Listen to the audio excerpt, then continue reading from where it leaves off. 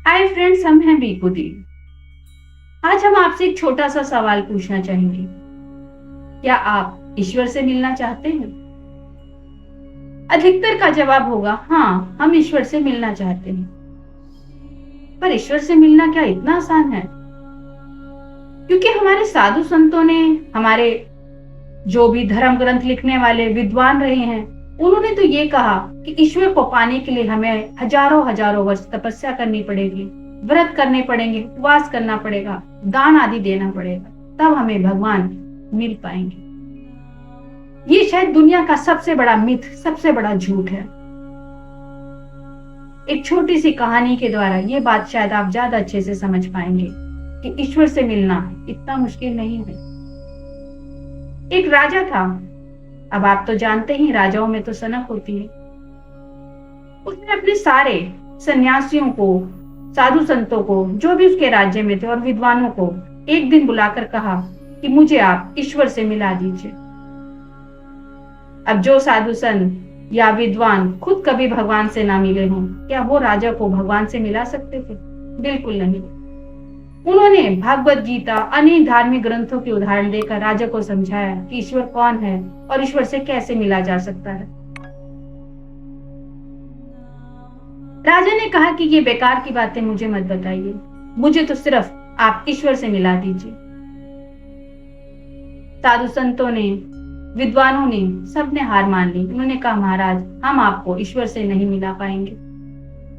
राजा को थोड़ा सा अपनी जीत का घमंड हुआ कि देखिए, साधु संत भी हमें, सन्यासी भी हमें ईश्वर से मिला नहीं पाएंगे। तभी उनके राज्य में एक सन्यासी आया।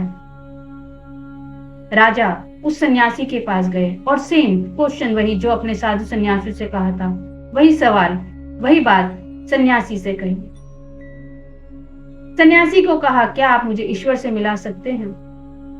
राजा को वही उम्मीद थी जो उसके अनेक साधु संतों ने कही थी कि हम ईश्वर से नहीं मिला सकते। पर इस सन्यासी ने ऐसा उत्तर दिया जिससे राजा थोड़ा घबरा सा गया।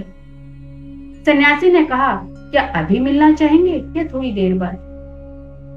राजा को इस उत्तर की उम्मीद नहीं थी, वो तो घबरा गया। उसने कहा, कहीं सच में ये सन्यासी मुझे अगर अभी मिला देंगे तो मेरे पाप कर्मों का या पुण्य कर्मों का फल तो भगवान उसी समय दे देंगे। वो घबराहट के कारण चुप हो गया। सन्यासी ने फिर वह सवाल किया, बताइए, क्या अभी मिलना चाहते हैं या थोड़ी देर में? राजा ने फिर भी कोई उत्तर नहीं दिया। तब सन्यासी इस बात को समझ गए। सन्यासी ने कहा, ठीक है, आप अपना परिचय, अपना पता बता दीजिए, जिससे कि मैं ईश्वर के पास उसको पहुंचा सकूं और बता सकूं कि कौन आपसे मिलने के लिए आतुर है, उत्सुक है। राजा को यह बात जची। उसने कहा, हाँ, मुझसे भी कोई अगर मिलने आता है तो पहले अपना परिचय और अपना पता देता है कि किस पर्पज से मेरे पास आ रहा है। तो आप भी मेरा पता, मेरा परिचय ईश्वर तक पहुंचाइए। तो सन्यासी ने कहा कि आप कागज पे लिख दीजिए। राजा ने अपना परिचय दिया कि मैं इस देश का राजा हूँ, इतनी मेरी संपत्ति है, इतनी मेरी सेना है, ये मेरे माता पिता हैं, और सन्यासी को पकड़ा दिया। सन्यासी ने कहा, अरे आप तो बहुत बड़े झूठे हैं, क्या वाकई में आपका ये परिचय है? राजा को ये बात थोड़ी अजीब सी लगी। उसने कहा, क्या मैं प्रजा को बुलवा दूं? वो इस बात की गवाही देंगे कि मैं उनका राजा हूं।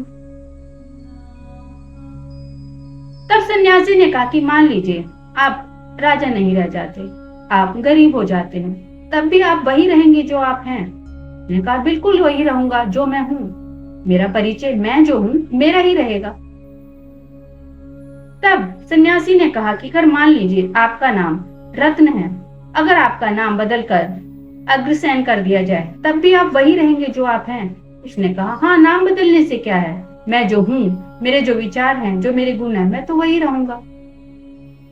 तो सन्यासी ने कहा, फिर ये आपका परिचय कैसा हुआ? अगर आप राजा भी नहीं रहे और आपका नाम भी बदलकर आप वो नहीं रहे, तो फिर आपका ये कोई असली परिचय तो रहा नहीं। तब राजा सोच में पड़ गया। बात तो सही है कि अगर मैं राजा नहीं भी रहता तो भी मैं ही रहूंगा, और मेरा अगर नाम भी बदल दिया जाए तो भी मैं ही रहूंगा, तो मेरा ये असली परिचय तो नहीं होगा। तब सन्यासी ने कहा कि राजन, घर जाओ, जब अपना परिचय, जब अपने आप को जान लो कि आप कौन हो, तब मेरे पास आना। तब मैं भगवान के पास आपका परिचय भेजूंगा कि ये व्यक्ति आपसे मिलने आ रहा है। राजा तो अपने घर चला गया और राजा की, सन्यासी की बात भी खत्म हो गई। पर सच्चाई ये है कि अगर राजा यही जान गया कि वो कौन है, तो उसे ईश्वर से मिलने की आवश्यकता ही नहीं है। यही सवाल हम सब पर इंप्लीमेंट होता है, सब पर, हम पर लागू होता है कि अगर हमने अपने भीतर झांक लिया, अपने भीतर की तरफ झांकना शुरू किया, तो परमात्मा तो अंदर ही है। और हमारे साधु संतों ने तो हमें उन्हें सन्यासी बनकर बाहर भटकने के लिए, ढूंढने के लिए मजबूर कर दिया है, झूठे सच्चे तर्क देकर। जिस दिन हमने अपने भीतर झांका, उसी दिन समझ लीजिए आपको आपका परमात्मा मिल गया। वैसे ही जैसे सूरज की एक किरण बता देती है कि सूर्य कैसा है, जैसे समुद्र की एक बूंद बता देती है कि समुद्र कैसा है, वैसे ही आपके अंतर मन बता देता है कि परमात्मा कौन है। बाहर भटकने की जरूरत ही नहीं है। आज तक हमें झूठ और फरेब से ही, धर्म का नाम पर भय बिठाकर ही भगवान की खोज करने में लगाया गया है। बाहर तो कुछ है ही नहीं, जो कुछ है अंदर है। खोजना है तो खुद को खोजिए, उसी दिन आप परमात्मा को पा लेंगे, क्योंकि परमात्मा भीतर है, बाहर नहीं। तो फ्रेंड्स, ये हमारे विचार थे। ईश्वर से मिलना है तो अंदर झांकिए। कोई व्रत उपवास, कोई तपस्या आपको परमात्मा से नहीं मिला सकती। जिस दिन आपने अपना परिचय ढूंढ लिया, माता पिता से अलग होकर, व्यवसाय से अलग होकर, शरीर से अलग होकर, समझ लीजिए उसी दिन आपने परमात्मा को पा लिया। तो फ्रेंड्स, आपके इस विषय में क्या विचार हैं, जरूर बताइएगा कमेंट करके। आशा करती हूँ आपको हमारा ये वीडियो पसंद आएगा। पसंद आए तो प्लीज मेरे चैनल को सब्सक्राइब कीजिए, लाइक कीजिए, शेयर कीजिए।